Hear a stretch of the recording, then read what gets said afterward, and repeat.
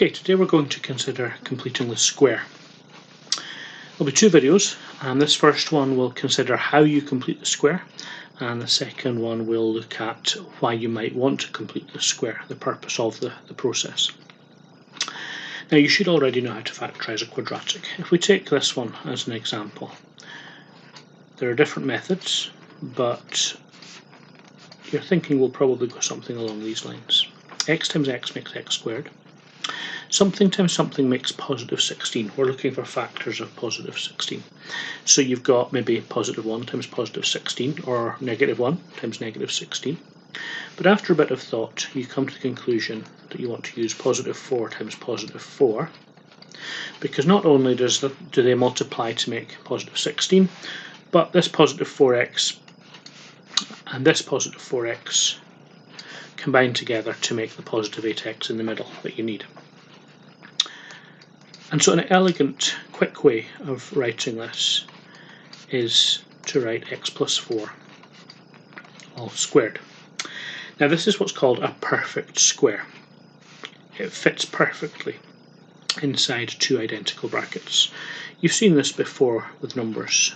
Something like 36 is the same as 6 squared. It's also a perfect square. Now we're going to use this idea to work with other quadratic expressions. Now the simplest one that I can think of would be along these lines. Simplest because this is a positive 1, x squared, and for reasons that will become evident in a minute, this is an even number. That makes this easy. So your first thought when you're completing the square is just to fill in as much as you can. A double bracket, x plus something all squared, is going to produce this x squared plus 8x. And we mustn't forget that we still need this positive 10 on the end. Now, if we think about what's going on here, the simple rule is that you just have to take this 8 and half it. The reason why you half it, well, we saw that on the previous slide. But if we just look at it again,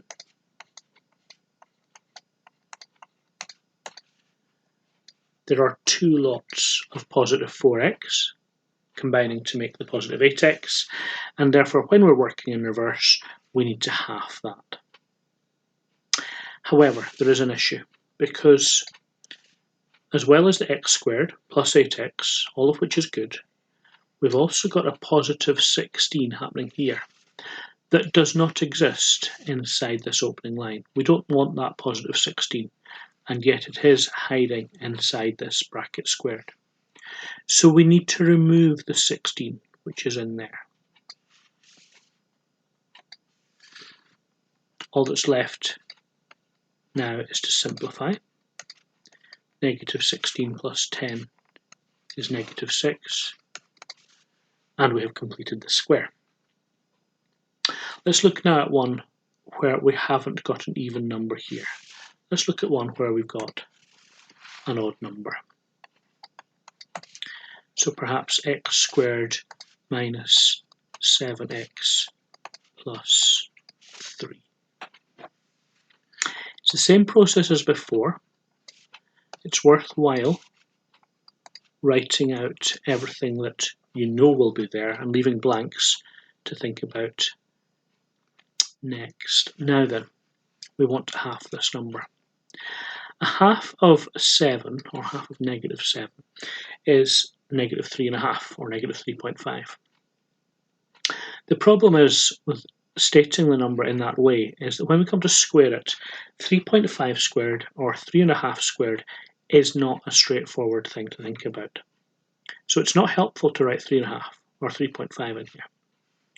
Much better is to stick with a top-heavy fraction.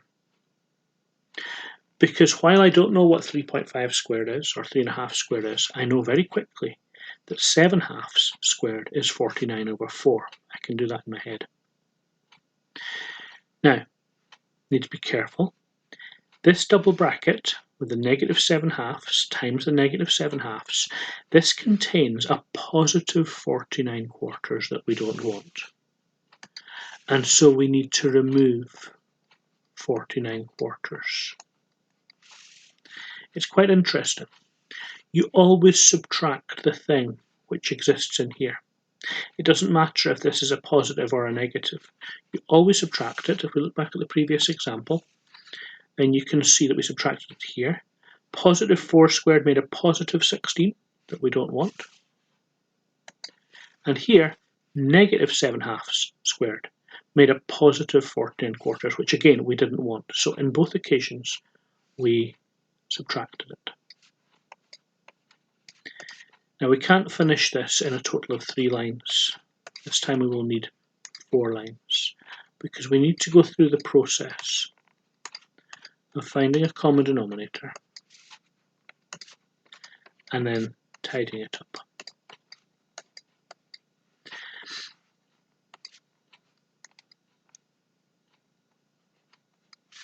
Negative 49 plus 12, negative 37. So there we have it, we've completed the square.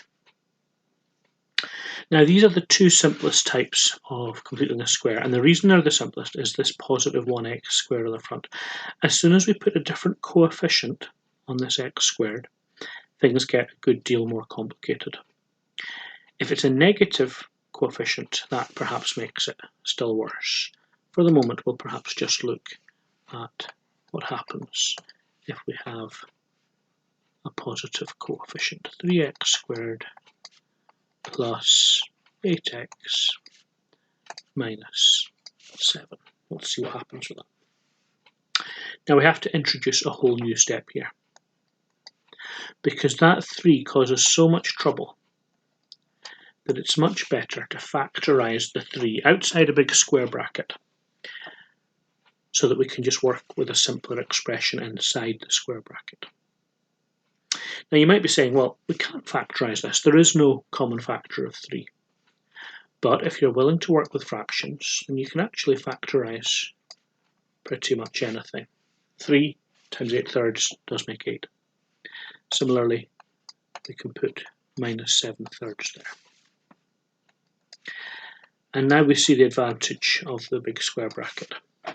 We can just drop the 3 down and not get confused. We're just working inside the big square bracket now, like that. We need to half this number.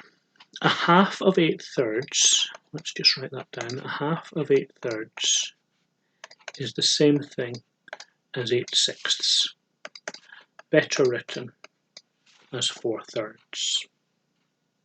And if you think about it, 2 lots of 4/3, 4/3 plus 4/3 does make 8/3. That's working nicely. When we half this number, we get a positive 4/3. Now, in here, x squared, that's happening. The 8/3 x is happening, but there is also a positive 16/9, which we do not want. So we subtract 16/9.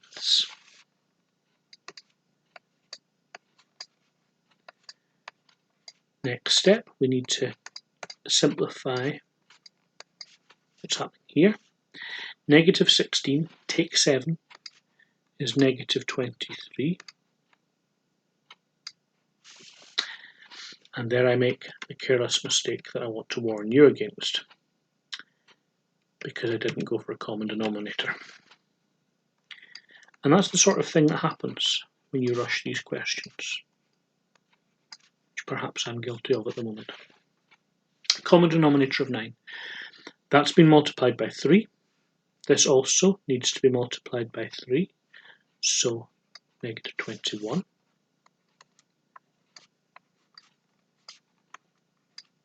X plus 4/3 all squared minus negative 16 take 21 is negative 37. That's more like it. All over 9. There's just one last step, and that is to re-expand through the big square bracket that 3. The beginning is easy enough. But now, as well as multiplying the 3 into here, we also have to multiply the 3 through here. So we've got 3, which is the same thing as 3 over 1, times 37 over 9. 3 goes into 3 once, it goes into 9 3 times. We're left with 37 thirds. Take 37 thirds. And so we've completed the square again. That one took 6 lines of working. It's complicated, but you need to master it.